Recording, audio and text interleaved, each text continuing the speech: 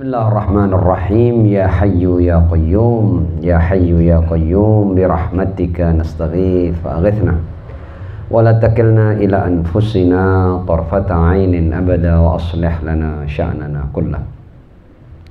Alhamdulillahi rabbil alamin, bari'il khalaiqi ajma'in, wassalatu wassalamu ala ashrafi wa afdali anbiya'ihi wa rusulihi, habibihi wa najibihi wa safiyihi wa khiratihi ala khalqih, al-mahmudil ahmad, al-abdil muayyad, al-mustafa al-amjad, abil qasimil mustafa Muhammad. Salli ala Muhammad wa ali Muhammad wa ala alihi at-tayyibin at-tahirin al-ma'sumin wa ashabihi al-muntajabin, siyama baqiyatillahi fil aradin, najalallahu ta'ala farajahu syarif.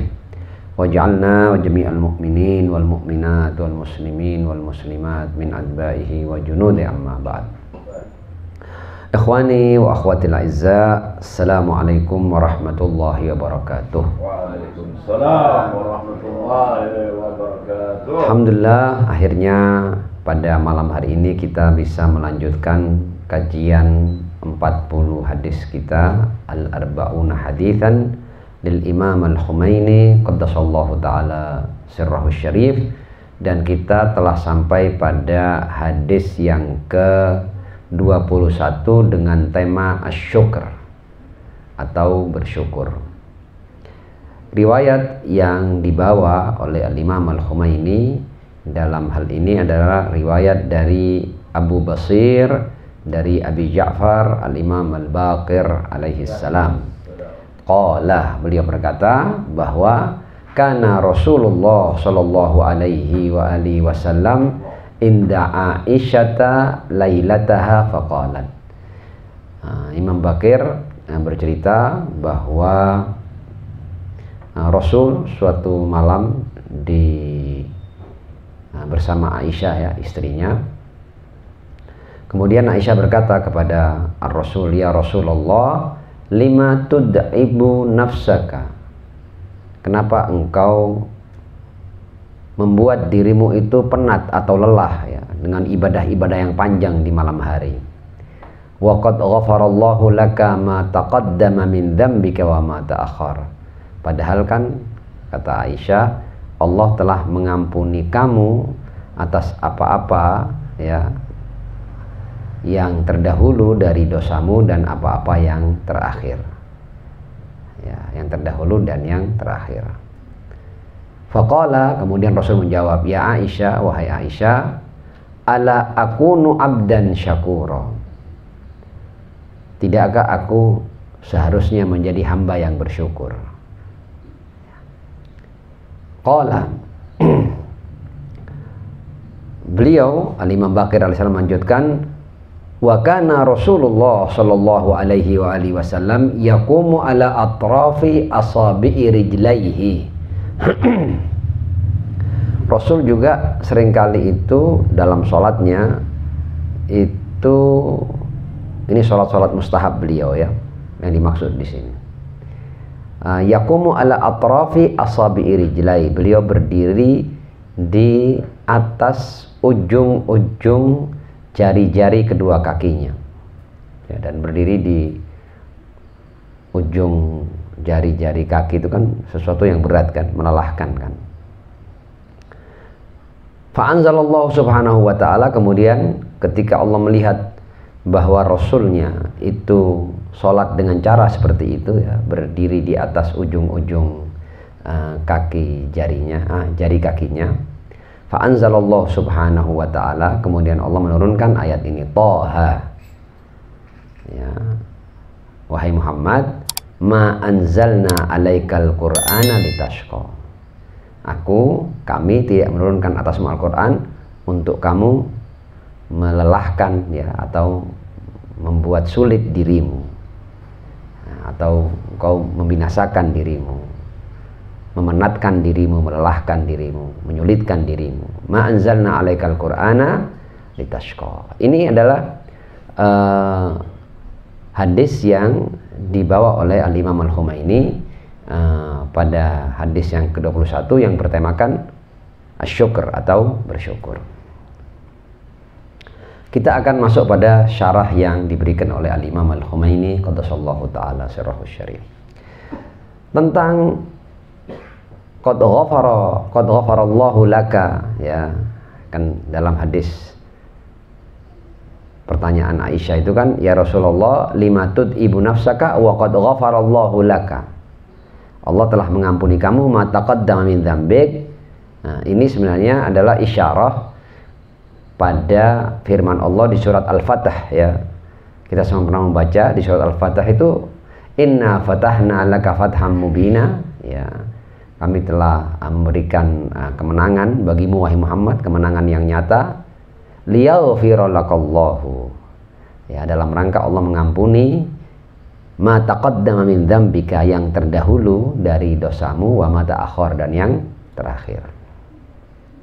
Jadi pertanyaan Aisyah itu juga mengambil bukti dari ayat di surat Al-Fatah, inna fatahna laka fatham mubina liyaghfira lakallahu ma taqaddama min dzambika wa ma ta'akhkhar. Artinya, kenapa engkau wahai Muhammad, wahai suamiku, melelahkan dirimu di ibadah-ibadah malammu, ya, sedemikian, padahal kan Allah telah wa qad ghafarallahu laka ma taqaddama min dzambika wa ma ta'akhkhar, sesuai dengan ayat yang ada di surat Al-Fatah ini, inna fatahna laka fatham mubina liyaghfira lakallahu ma taqaddama min dzambika wa ma ta'akhkhar. Nah, sekarang kita akan masuk pada pembahasan. Dari ayat ini, hal pertama yang dibahas oleh Al-Imam Al-Khumaini adalah membuang atau apa, ya, karena ayat ini menimbulkan syubhah. Syubhah berarti Rasul berdosa kalau gitu sampai Allah mengampuninya, ya. Padahal kan kita meyakini bahwa seluruh nabi dan rasul itu maksum, terkhusus Ar-Rasul sallallahu alaihi wa alihi, ya. Bagaimana Rasul itu maksum sementara ada ayat yang berbunyi inna fatahna laka fatham mubina liyaghfira lakallahu ma taqaddama min dzambika wa ma ta'akhkhar, ya. Ini kan jelas kan Allah mengampuni, dan yang dikhitab adalah Ar-Rasul liyaghfira laka, untuk mengampuni kamu, ya, apa-apa yang terdahulu dari dosamu, wa ma ta'akhkhar. Bagaimana hal ini bisa sinkron, ya, dengan keyakinan kita bahwa Rasul itu adalah maksum. Ini yang kemudian dibahas di bagian awal oleh Al-Imam Al-Khumaini qaddasallahu ta'ala sirrahu syarif. Nah, pertama beliau mengutip dari, artinya memberikan beberapa jawaban untuk menghilangkan kontradiksi ini, ya, antara ismah dan maghfirah. Bagaimana maksum itu kok dapat ampunan? Harusnya kan maksum tidak perlu maghfirah, dia suci kok. Apa yang diampuni? Tidak berdosa. Marhum Majlisi itu diantara yang beliau ucapkan dalam rangka memberikan jawaban untuk syubhah ini. Kata beliau, liyaghfira lakallah itu artinya ma taqaddama, bukan min dzambika ya Rasulullah, tapi min dzambi ummatika, ya. Jadi ada sesuatu yang terbuang dalam ayat itu, tapi yang dimaksud adalah dzambi ummatika, dosa umatmu. Ma taqaddama min dzambi ummatika wa ma ta'akhkhara bi syafa'atika, dan yang apa namanya itu terakhir, ya, itu dengan syafaatmu. Nah, jadi tafsir yang pertama adalah bahwa yang dimaksud dengan dosa liyaghfira lakallahu ma taqaddama min dzambika ini bukan dzambi Rasul, tapi dzambi umat Ar-Rasul sallallahu alaihi wa alihi. Nah, Imam Khumaini mendalami lagi, bagaimana mungkin dosa umat itu dinisbatkan kepada Ar-Rasul sallallahu alaihi wa alihi? Kenapa kok dzambika itu bisa berarti dzambi ummatika? Beliau menjelaskan seperti ini. Nah, ini apa namanya, agak butuh sedikit perhatian, ya, karena ini pembahasan agak dalam, ya. Tentu saya juga tidak punya kemampuan yang cukup untuk menjelaskan sebagaimana adanya, tapi kita akan memberikan penjelasan yang sekiranya mudah untuk kita pahami bersama. Kata Imam Al-Khumaini, itu maksiat umat Kenapa kok bisa dinisbatkan kepada Ar-Rasul Shallallahu Alaihi Wasallam? Itu dikarenakan saking eratnya hubungan antara Rasul dan umat. Ya, contoh umpamanya. Yang ini kemudian membawakan beberapa riwayat ya untuk kita paham ini. Jadi kenapa kok dosa umat bisa dinisbatkan kepada Ar-Rasul? Dikarenakan jawabannya adalah hubungan antara Rasul dan umatnya itu sedemikian eratnya, sampai-sampai apapun yang dilakukan oleh umat Rasul bisa dinisbatkan kepada Ar-Rasul. Bagaimanapun juga ini umatmu, dosa umatmu ini.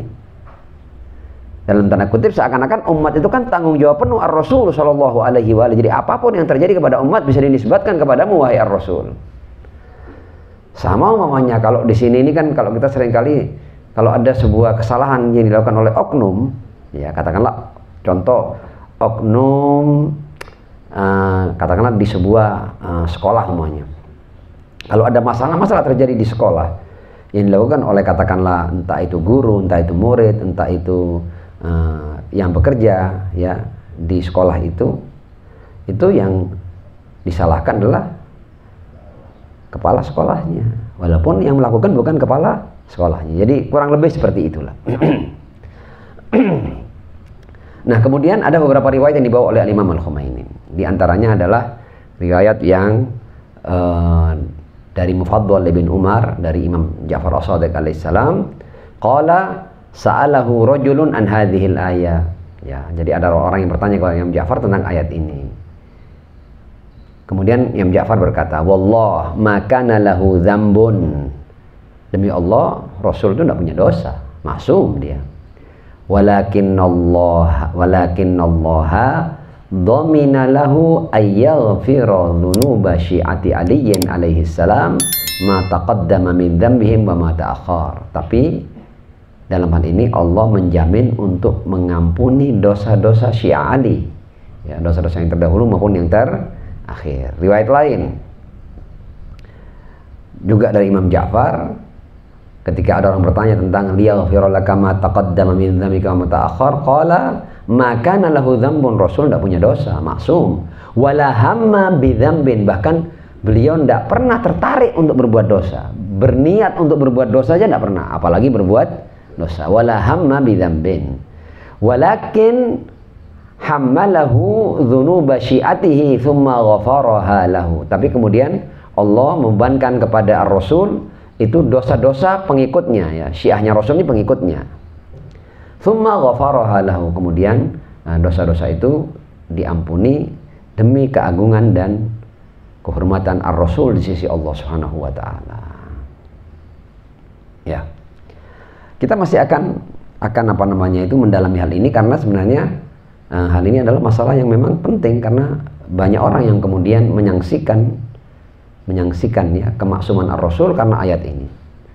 Ya, liyaghfira lakallahu ma taqaddama min dzambika wa ma ta'akhkhar. Nah, Imam Khumaini kemudian berbicara tentang sebuah taujih irfani, ya. Jadi jawaban dari sudut pandang irfan. Dan ini nanti memang beliau sebelum masuk ke masalah syukur itu sendiri, beliau lebih mengambil halaman-halaman bukunya 40 hadis itu untuk menjelaskan masalah ini. Kata beliau Al-Imam Al-Khumaini, annal aina thabit lil insanil kamil madharu ismillahil a'zam alladhi yakunu imam a'immatil asma. Kata Imam Khumaini bahwa wujud sosok insan kamil seperti Ar-Rasul Shallallahu Alaihi Wasallam, insan kamil itu adalah manifestasi dari Ismullahil A'zam. Jadi sebenarnya kalau Anda mau melihat keagungan Allah, itu Allah sudah simpulkan dalam wujud Ar-Rasul Shallallahu Alaihi Wasallam. Jadi wujud para Rasul, para Nabi, ya, para manusia suci itu adalah mazahir Ismillah, ya, manifestasi daripada asma Allah. Tapi di antara yang paling sempurna tentang mazhar Ismillahil A'zam adalah pribadi Ar-Rasul, karena dia adalah sebaik-baik hamba Allah.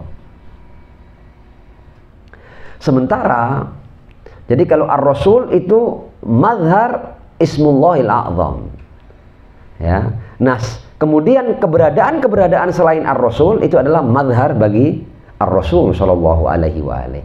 Ar-Rasul mazhar sempurna dari Allah Subhanahu wa taala. Sementara keberadaan selain Rasul merupakan mazahir ya bagi ar-Rasul sallallahu alaihi wa alihi. Dengan kata lain, seluruh keberadaan merupakan mazhar insan kamil.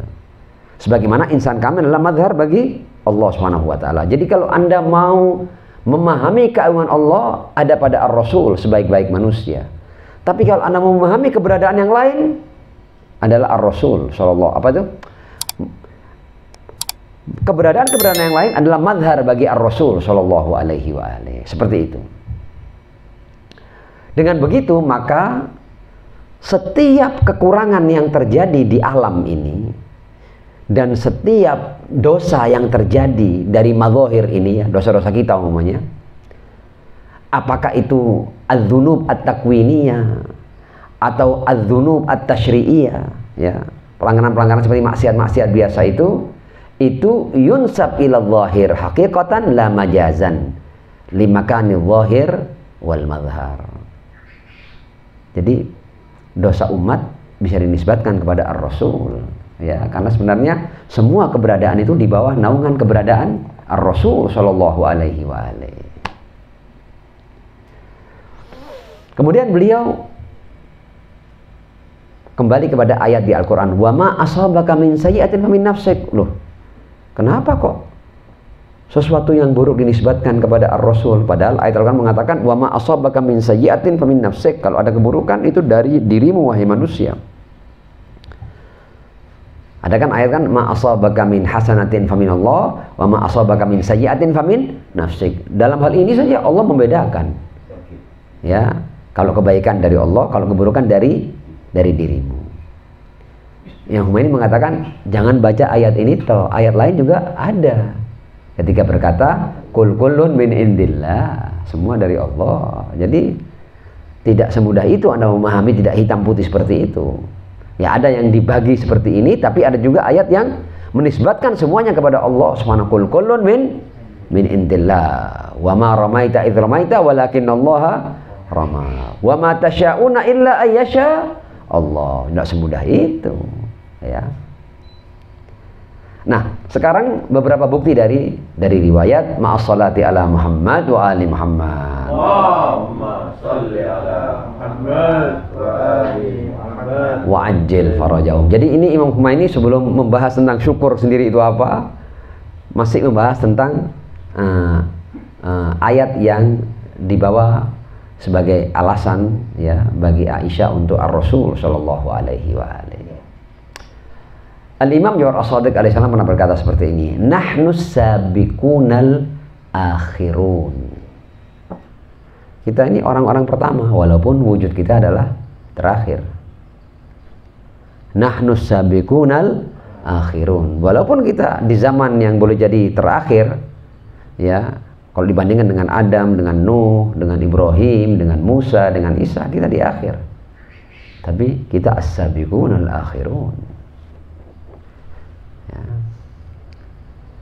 Ar-Rasul pun berkata, Adamu wa man dunahu tahta liwa'i yaumal qiyamah. Adam dan yang di bawah Adam dari nabi-nabi yang lain, semuanya nanti akan ada di bawah benderaku di hari kiamat.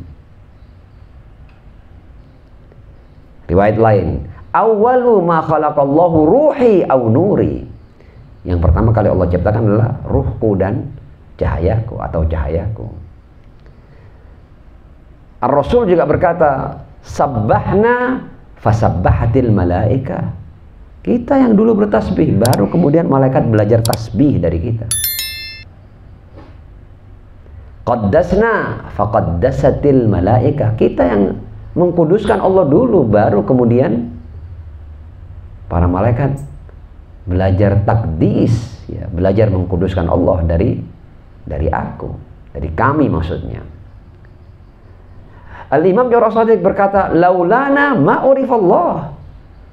Seandainya tidak ada kami, maka Allah tidak akan dikenal. Oh, ini hal-hal yang berat semuanya. Ini menunjukkan bahwa apa? Bahwa insan-insan kamil itu adalah mazhar ismullah, Jadi merekalah yang mengantar orang untuk mengenal Allah Subhanahu wa taala. Jadi apapun yang terjadi terhadap makhluk-makhluk Allah, tanggung jawab mereka. Karenanya dosa umat bisa dinisbatkan kepada mereka. Wa yaqulu alaihi salam laulaka, Ar-Rasul berkata, lama khalaqtul aflak, ya. Ini hadis qudsi yang dibawa oleh beliau, seandainya tidak karenamu wahai Muhammad, aku tidak akan ciptakan keberadaan ini. Ini menunjukkan bahwa Ar-Rasul adalah sebab dan alasan Allah ciptakan semua ini. Jadi semua berada dalam tanggung jawab dan naungan Ar-Rasul Shallallahu Alaihi Wasallam. Jadi apapun yang terjadi di bawah tanggung jawabmu. Sebagaimana kalau dalam lembaga tadi itu ya, dalam sebuah institusi, apapun yang terjadi tanggung jawab kepalanya. Sahih? Kok sampai terjadi begini? Mana pengawasanmu? Mana perhatianmu? Kan begitu kan? Nah, jadi Ar-Rasul itu bertanggung jawab atas seluruh keberadaan, termasuk manusia-manusia yang berbuat dosa. Karenanya apapun yang terjadi pada umat manusia juga bisa dinisbatkan kepada Ar-Rasul berdasarkan pemahaman ini.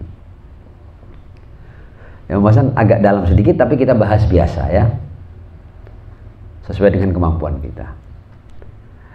Riwayat juga berkata, nahnu wajhullah, kita ini adalah wajah Allah. Bukan sesuatu yang sederhana ini. Dalam riwayat dikatakan, Ar-Rasul berkata, ana syajaratun, aku adalah pohon. Wa Fatimah far'uha, Fatimah cabangnya. Wa aliyun liqahuha, Ali adalah serbuk sari dari pohon itu. Wal Hasan wal Husain thamaratuha, ya. Dan Hasan dan Husain adalah buahnya. Wa muhibbuhum, dan para pecinta mereka, min ummati, dari umatku, waraquha, adalah daun-daunnya. Ya, berarti daun-daun ternisbat kepada pohon. Nah, ini tadi kan. Jadi kalau sampai daunnya buruk, ya berarti pohonnya ikut tanggung jawab dong.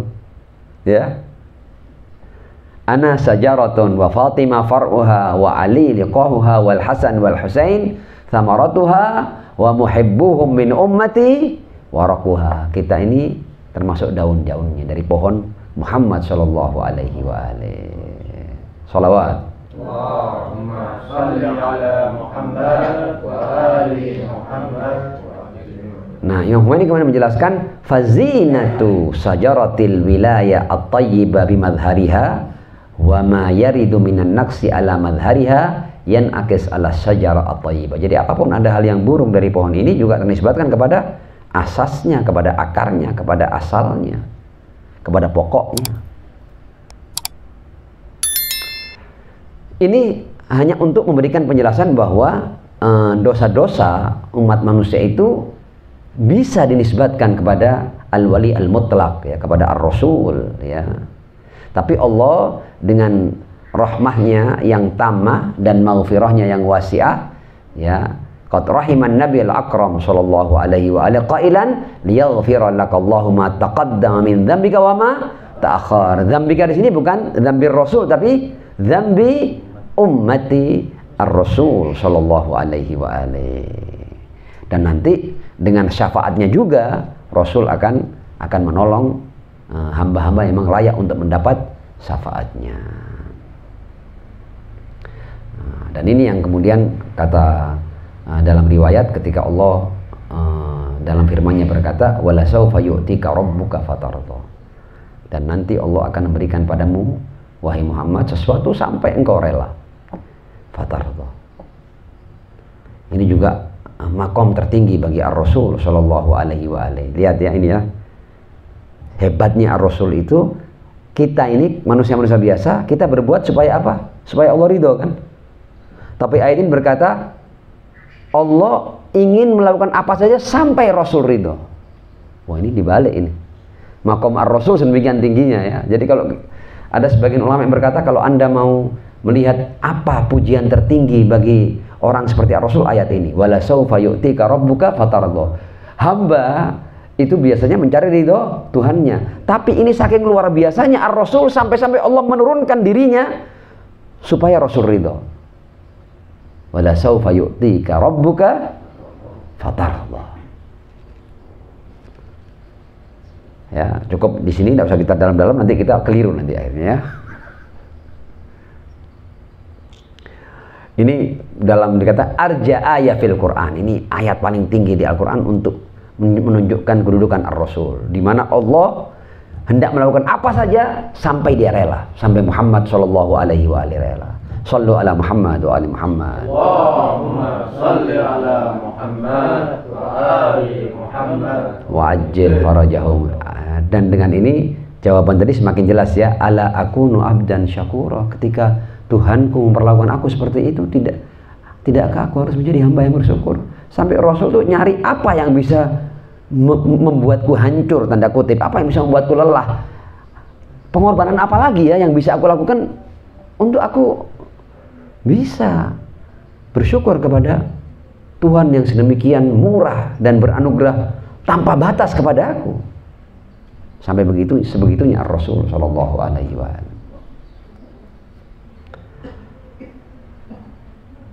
Naam. Alasan yang lain ya. Ini memang saya katakan dari itu Imam Khomeini tidak langsung membahas tentang materi syukur, tapi lebih kepada ayat ini. Ya. Jawaban yang berikutnya adalah jawaban yang pernah diberikan oleh As-Sayyid Al-Murtada qaddasallahu ruha. Kata beliau, adzam itu masdar. Dan masdar itu yajuzu idhafatuhu ilal fa'il wal maf'ul ma'an fayakununa mudhafan ilal maf'ul. Jadi dzam itu masdar, tapi masdar di sini itu bisa dinisbatkan kepada pelaku dan kepada objek ya, maf'ul ya. Dan maksud wal murad ma taqaddama min, yang dimaksud dengan liyaghfir lakallahu ma taqaddama min dzambika wa ma ta'akhkhar, itu adalah dosa mereka kepadamu ya. Wal murad ma taqaddama min dzambi ilaika fi man'ihim iyyaka an Makkah wa saddihim laka anil masjidil. Artinya ketika itu orang-orang musyrik ya, itu kan mencegah Rasul ya untuk tinggal di Makkah ya, sampai di apa namanya itu di usir ya di Syekh Abi Thalib dan lain sebagainya, dan tidak boleh masuk di kawasan Masjidil Haram ya, di sekitar Ka'bah tidak boleh. Artinya sebelum Rasul menang, ketika Rasul masih sedikit pengikutnya, masih apa namanya itu masih belum punya kekuatan, itu Rasul tunduk pada hukum-hukumnya orang-orang musyrik ya. Orang musyrik berkata apa ya, tidak berdaya Rasul.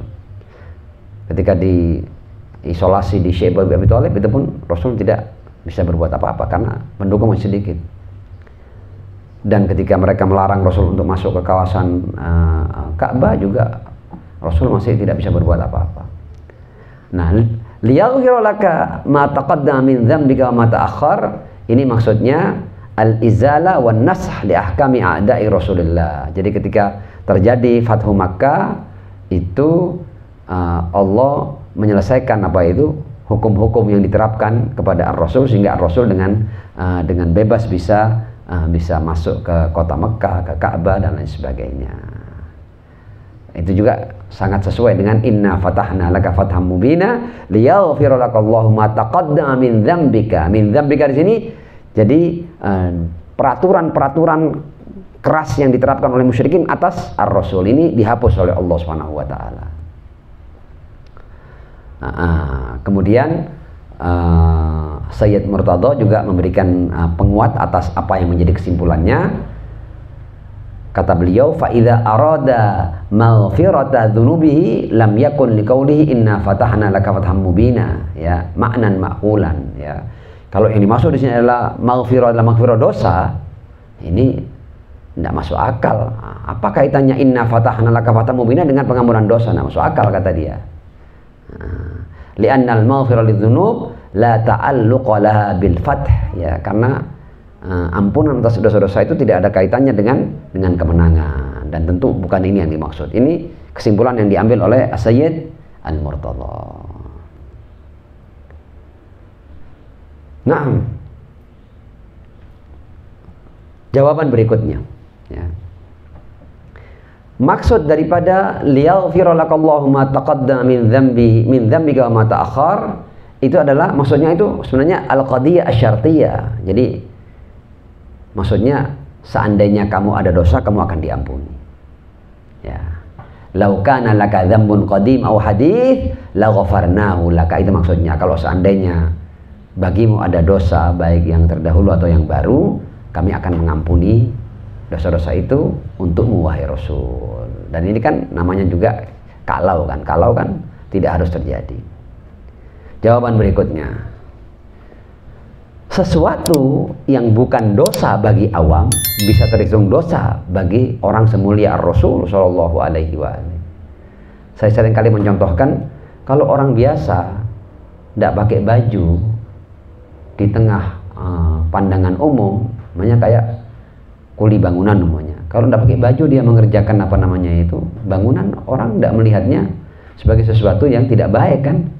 Tapi coba umumnya seorang bupati, umumnya seorang gubernur tiba-tiba jalan tidak pakai baju, ya jadi sesuatu yang buruk. Padahal hal yang sama kalau dilakukan oleh apa namanya itu kuli bangunan itu hal biasa dan orang tidak pernah mencela. Tapi kalau katakanlah seorang gubernur atau bupati tiba-tiba jalan tidak pakai baju, kan jadi sesuatu yang buruk kan. Nah, jadi ini sekedar apa namanya itu ilustrasi bahwa boleh jadi sesuatu itu bagi awam bukan dosa, tapi bagi orang semulia Ar-Rasul itu adalah dosa. Jadi dosa bagi Ar-Rasul bukan dosa syariat ya, bukan dosa fikih, bukan dosa pelanggaran, bukan dosa menerjang larangan, bukan.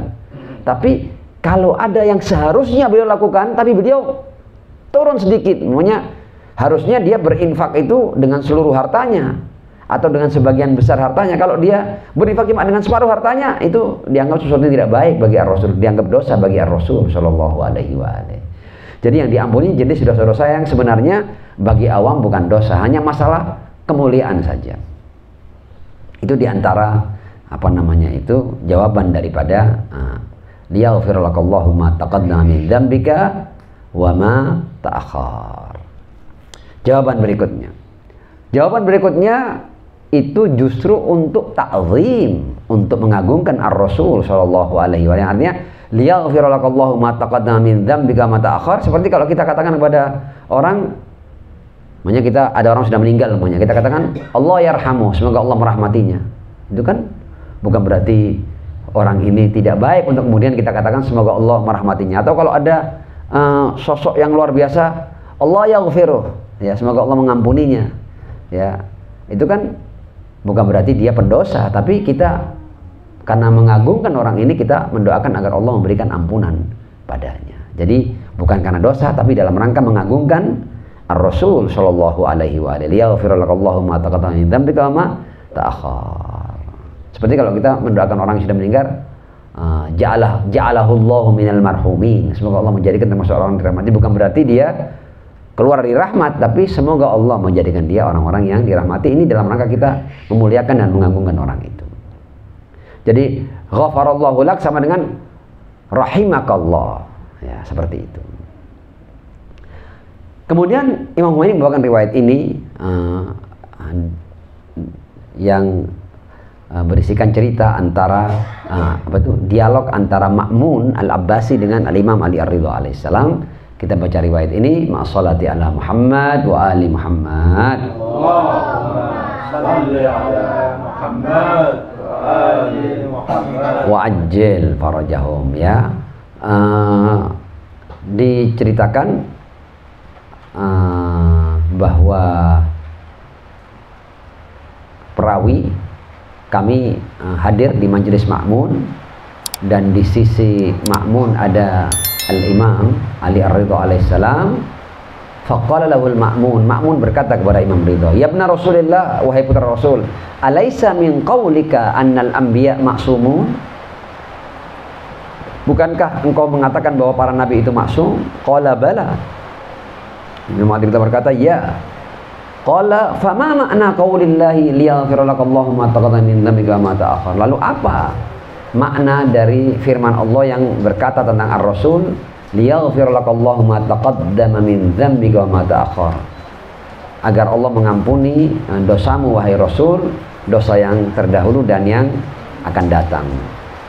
Jawaban Al-Imam Ali Ridha alaihissalam, qala Ridha alaihissalam, lam yakun ahadun inda musyriki Makkah a'zama dzamban min Rasulillah sallallahu alaihi wa alihi wasallam.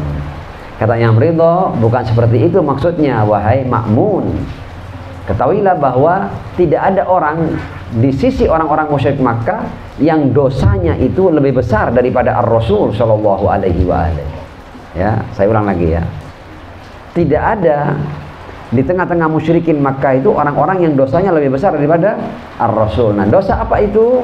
Li'annahum kanu ya'buduna min dunillahi 360 sanaman. Karena mereka itu sebelum Ar-Rasul datang, ya, sebelum Ar-Rasul berdakwah, itu mereka menyembah selain Allah itu 360 berhala. Falamma ja'ahum sallallahu alaihi wa alihi wasallam bid-da'wa ila kalimatil ikhlas. Dan ketika akhirnya Rasul datang ya dengan dakwah, mengajak mereka kepada kalimatil ikhlas, ya, kepada tiada Tuhan selain Allah, kabura dzalika alaihim. Sesuatu yang besar bagi mereka, ini pukulan besar bagi mereka.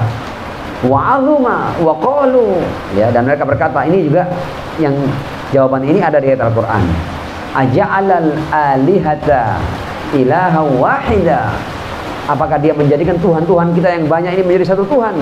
Inna hadza la syai'un ujab. Ini sesuatu yang sangat mengherankan, luar biasa ini. Wa talaqal mala'u minhum animshu wasbiru. Tokoh-tokoh musyrik Makkah ketika itu berkata, animshu, tetaplah kalian menyembah berhala-berhala itu, wasbiru, bersabarlah. Bersabar untuk apa? Tetap jangan engkau hiraukan dakwah Muhammad ini yang mengajak kepada satu Tuhan, tapi tetaplah kalian menyembah berhala-berhala yang ada ini. Animshu wasbiru ala alihatikum inna hadza la syai'un yurad, ya.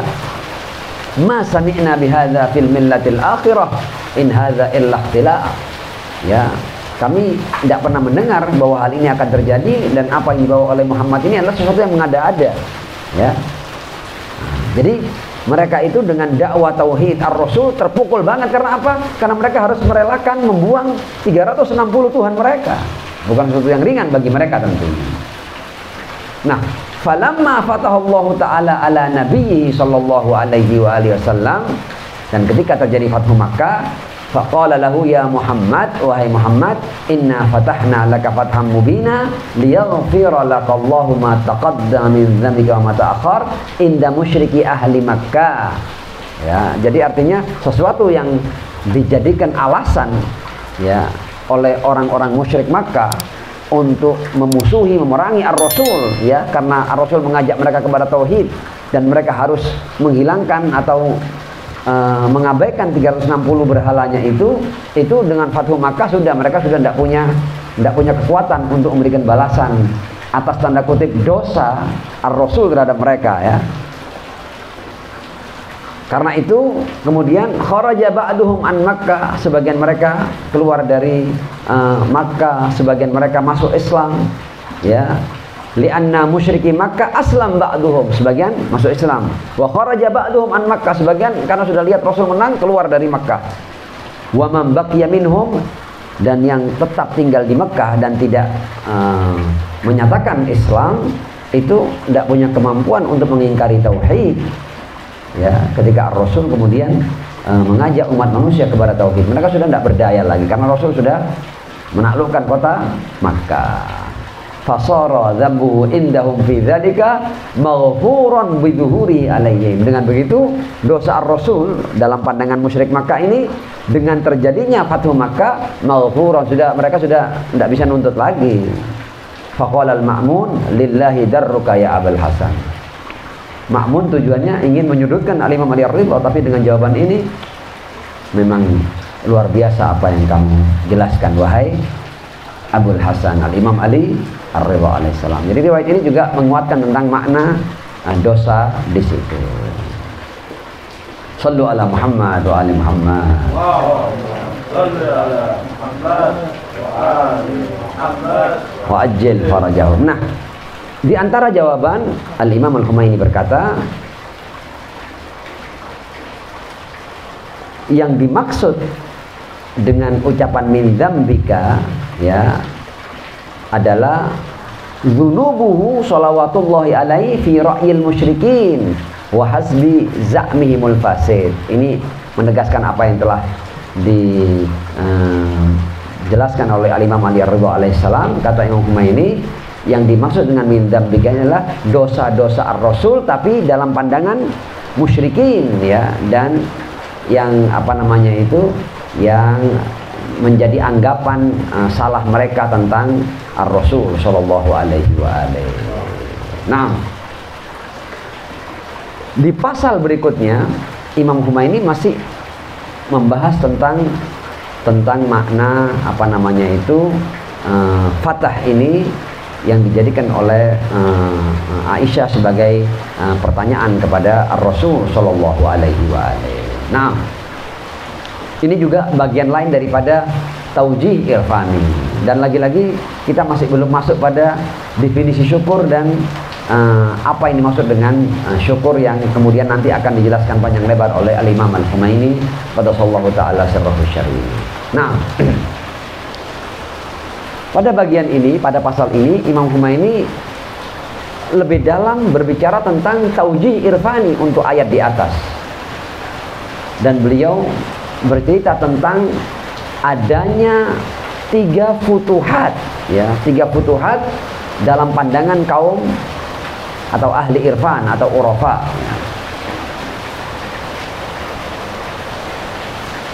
Kata beliau bahwa al-fatah ya, dalam pandangan kaum urafa itu ada 3 ya, ada al-fathul awal, ada al-fathul tsani, dan ada al-fathul tsalih ya. Yang dimaksud dengan fatah di sini, jadi hamba itu bisa mengalami 3 fatah ya. Ada 3 jenjang yang membuat hamba itu meningkat dari satu jenjang ke jenjang berikutnya ya. Ada fath al-awwal yang disebut dengan al-fathul qarib, ada fatah yang kedua yang disebut dengan al-fathul mubin, ada fatah yang ketiga yang disebut dengan al-fathul mutlaq ya. Ada fathul qarib, al-fathul qarib, ada al-fathul mubin, ada al-fathul mutlaq. Nah, apa yang dimaksud dengan fatah dalam pandangan kaum urafa? Fatah di sini adalah terbukanya pintu-pintu ma'rifah ya. Ketika seorang hamba mengalami al-mukasyafat ya, masuk pada pemahaman-pemahaman yang lebih dalam ya, yang sebelumnya tertutup. Jadi ketika manusia mengalami pertambahan ma'rifah dan terbuka apa yang sebelumnya tertutup baginya, itu berarti orang ini telah mengalami al-fatah ya, atau keterbukaan atas sesuatu yang sebelumnya tertutup. Imam Khomeini menjelaskan, selama manusia itu terpenjara dalam rumah gelap an-nafas ya. Selama manusia terpenjara dalam rumah gelap an-nafas ya, dan dia apa namanya itu masih terikat ya oleh hal-hal yang bersifat nafsi ya, maka dia tidak akan pernah bisa membuka pintu-pintu ma'rifah. Karena apa? Karena dia terikat dengan nafsunya. Karena dia masih tetap tinggal di rumah gelapnya, yaitu rumah nafsu. Nah, kapan manusia bisa mengalami keterbukaan? Ketika dia keluar dari rumah yang gelap gulita tadi ini. Ya, rumah nafsu atau tanda kutip rumah hawa nafsu yang gelap gulita ini. Dengan apa itu? Ya tentu dengan riyadhah.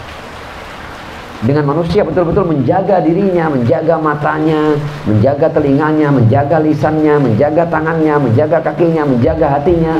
Baru kemudian manusia dengan riyadhah itu dia bisa keluar dari rumah gelapnya. Nah, fatah yang pertama yang disebut dengan al-fathul qarib adalah sebuah keterbukaan yang diisyaratkan dalam ayat Nasrum minallah fathun qarib ya, bahwa fatah ini adalah fatah di mana seorang manusia mampu keluar dari alamun nafas dan dia masuk kepada alamul qalb, ya, dari nafsu ke sesuatu yang lebih tinggi, yaitu hatinya. Jadi kalau manusia berhasil keluar dari alamun nafas menuju alamul qalb, maka dia telah mengalami fathah yang pertama yang disebut dengan al-fathul qarib. Nah, tapi ini bukan akhir dari perjalanan manusia. Manusia masih bisa membuka jenjang yang baru yang disebut dengan al-fathul mubin. Al-fathul mubin adalah ketika hati sampai pada tajalliyat asma dan sifat Allah Subhanahu wa ta'ala. Nah, kalau kemudian hati bisa mengarungi jenjang berikutnya, yaitu tajalliyat asma dan sifat Allah Subhanahu wa ta'ala, maka ketika itu manusia sampai pada al-fathul mubin. Ini yang diisyaratkan dalam ayat inna fatahna laka fatham mubina liyaghfir lakallahu ma taqaddama min dzambika wa ma ta'akhkhar. Nah, dan fathul mubin, al-fathul mubin juga bukan jenjang yang terakhir, masih ada jenjang berikutnya, yaitu al-fathul mutlak, ya, yang disebut dengan tajalliyat dzatiyah. Jadi bukan lagi tajalliyat itu asma dan sifat, tapi tajalliyat dzatiyah. Tajalliyat dzatiyah ini, nah ini yang kemudian perlu sedikit perhatian di sini, ya. Tajalliyat dzatiyah itu adalah bahkan dosa itu ketika manusia menganggap dirinya ada, itu sudah dosa. Kapan manusia bebas dari dosa ini? Ketika manusia sampai pada tajalliyat dzatiyah. Apa maksud tajalliyat dzatiyah? Dia sudah tidak melihat dirinya, dia hanya melihat Allah Subhanahu wa ta'ala. Jadi bahkan ketika manusia menganggap dirinya ada dan dirinya sesuatu, itu sudah dosa, walaupun dia tidak berbuat dosa. Karena itu dalam bahasa sufi dikatakan wujuduka dzambun la yuqasu bihi dzambu. Keberadaanmu sendiri, kalau itu kamu anggap kamu ada, itu sudah dosa, dan tidak ada dosa yang bisa dibandingkan dengan dosa. Itu dosa besar kalau kamu menganggap dirimu itu adalah sebuah keberadaan di sisi keberadaan Allah Subhanahu wa ta'ala. Itu sudah dosa itu. Kapan manusia akan kehilangan wujudnya? Ketika dia sudah sampai pada al-fathul mutlaq. Nah, ini ayatnya idza jaa nasrullahi wal fath. Ini itu adalah isyarat pada al-fathul mutlaq. Nah, sekarang hal-hal yang agak jelimet tadi itu kita akan buat ringkasan sederhananya, ya. Ini memang kita tidak akan bisa memahami sampai dalamnya, ya, tapi setidaknya kita bisa punya pemahaman bahwa ternyata jenjang ma'rifah itu seperti ini. Bahkan merasa diri kita ada itu bisa menjadi sesuatu yang merupakan dosa besar, ya. Bagaimana ringkasnya? Ringkasnya fama al-fathil qarib, yang saya baca ibarah dari Imam Khomeini. Fama al-fathil qarib tanfatihu abwabul ma'arif al-qalbiyah wa tughfar al-dhunub an-nafsiyah. Dengan terjadinya al-fathul qarib, maka terbukalah pintu-pintu al-ma'arif al-qalbiyah, ma'rifat-ma'rifat hati, ya. Dan ketika itu, ketika terbuka al-ma'arif al-qalbiyah, terampunilah al-dhunub an-nafsiyah. Selanjutnya, wa ma'al fathil mubin, dan bersama terjadinya al-fathul mubin, tanfatihu abwabul wilayah wat tajalliyat al-ilahiyah wa tughfar al-baqaya minadz dzunub al-mutaqaddimah an-nafsiyah wadz dzunub al-mutaakhirah al-qalbiyah.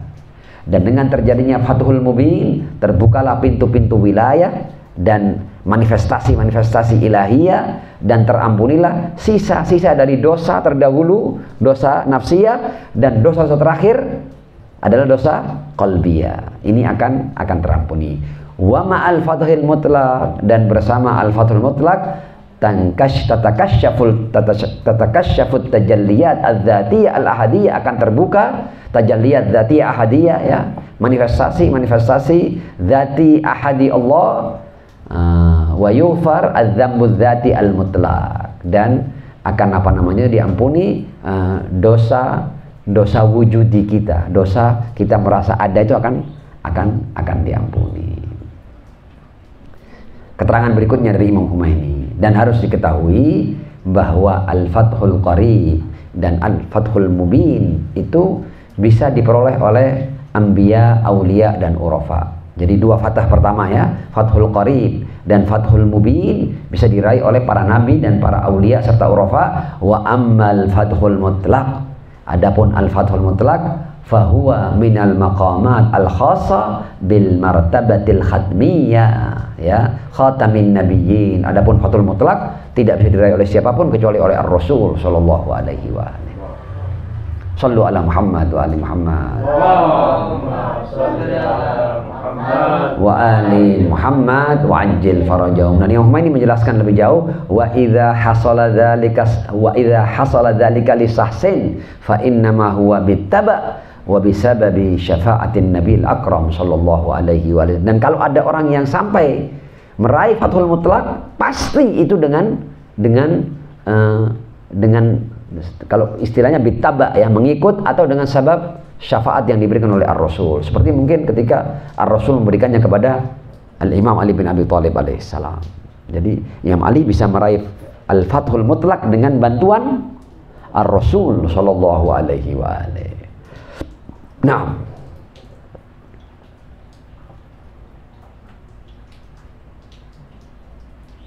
sallu ala Muhammad wa ali Muhammad. Allahumma salli ala Muhammad wa ali Muhammad Wa ajil farajahum. Nah, dari keterangan di atas kita juga bisa memahami bahwa ternyata dosa itu juga bertingkat-tingkat. Dosa itu berderajat-derajat.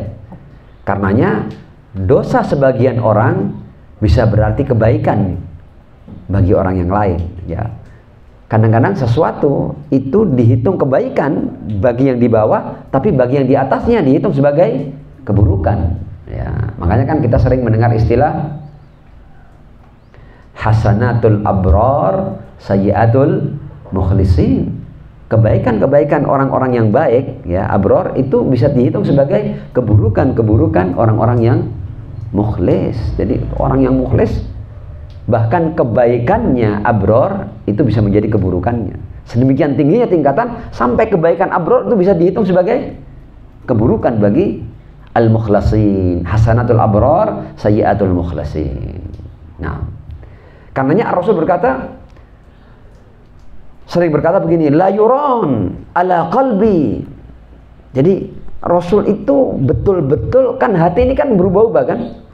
Makanya kan sampai ada doa, ya muqallibal qulub tsabbit qulubana ala dinik, kan begitu kan? Tsabbit qalbi ala dinik. Rasul itu saking menjaga hatinya, wa inni la astaghfirullah fi kulli yaumin 70 marrah. Jadi Rasul betul-betul melihat gerakan hatinya, begitu sedikit ada hendak loh ya, bukan menyimpang ya, hendak menyimpang itu sudah dianggap dosa oleh Rasul sallallahu alaihi wasallam. Ya, padahal kan kalau dalam alam syariat kita ini boleh jadi kita punya niat buruk, kalau tidak kita lakukan ya tidak dosa. Ya, kita katakanlah saya mau ngambil barang itu, contoh ini, saya mau ambil barang itu, mamanya begitu. Kalau kita cuma niat dan kemudian kita akhirnya tidak jadilah, tidak saya ambil lah, kita tidak dihitung berdosa. Tapi hal ini bagi orang semulia Rasul, sedikit ada mengarah kepada keburukan, itu sudah dihitung sebagai dosa. Karenanya Ar-Rasul dalam rangka menjaga hatinya agar tidak menyimpang ya, itu Rasul beristighfar setiap harinya tidak kurang dari 70 kali. Wa inni la astaghfirullah fi kulli yaumin 70 marrah. Jadi istighfar itu bukan hanya dari dosa-dosa yang kita kenal ini, bukan. Yang ini menjelaskan wa hadzal rain ya. Dan yang dimaksud dengan la yuran ala qalbi ya, adanya apa namanya itu, sesuatu yang mengotori hati itu ya, debu-debu yang mengotori hati itu, kata Imam ini huwal iltifaf ila alamil kafrah. Jadi sedikit berpaling dari keagungan dan keesaan Allah. Jadi sedikit dia bahkan menganggap dirinya ada, itu sudah bagian daripada dosa. Walakinnahu sur'ana ma yazul. Tapi Rasul tidak sampai ke situ. Belum sampai sudah dihapus dengan istighfar. Belum sampai sudah dihapus dengan istighfar. Dalam riwayat dikatakan ya, anna Rasulullah sallallahu alaihi wasallam la yaqumu min majlisin wa in khaffa hatta yastaghfirullah khamsan wa 20 marrah. Rasul itu setiap kali habis duduk walaupun sebentar, walaupun habis ketemu gini ngomong cuma 1, 2, 3 menit, itu Rasul mengeluarkan kafarah untuk majelisnya ini dengan 25 kali istighfar. Saking hati-hatinya. Karena dia bertanggung jawab terhadap orang ini. Luar biasa. Rasul sallallahu alaihi wasallam. Dan dari sini kita bisa paham juga kata Imam Khomeini bahwa istighfar tidak melulu untuk dosa. Ya. Istighfar bisa dilakukan dalam rangka menjaga istiqomah dalam as-sirat al-mustaqim. Jadi kalau kalimat Imam Khomeini ya, fayadhhar min hadhil ahadits bi anna al-istighfar la yahtassu faqat bidzunub allati tatanafa ma'al isma. Dari sini bisa dipahami bahwa dari hadis-hadis ini bisa dipahami bahwa istighfar tidak hanya terkait dengan dosa-dosa yang bertentangan dengan kemaksuman ar-Rasul sallallahu alaihi wasallam.